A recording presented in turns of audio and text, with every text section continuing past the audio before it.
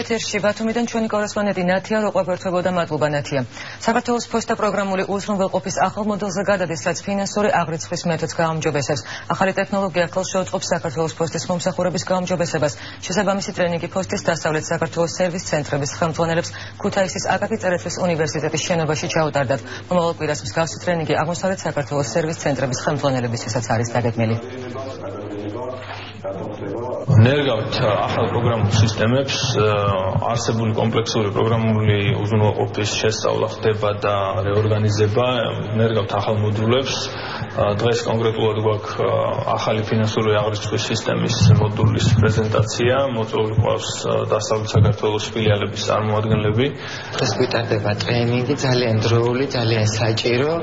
ვეცდებით, რომ ფოსტის მუშაობა უფრო მეტად წავიდეს წინ და ყველანაირად ვცდილობთ ახალი სტანდარტებით, ახალი პროგრამებით ვიმუშაოთ და მაქსიმალურად ვეცდებით ჩვენს მოქალაქეს მომსახუროთ კეთილსინდისიერად.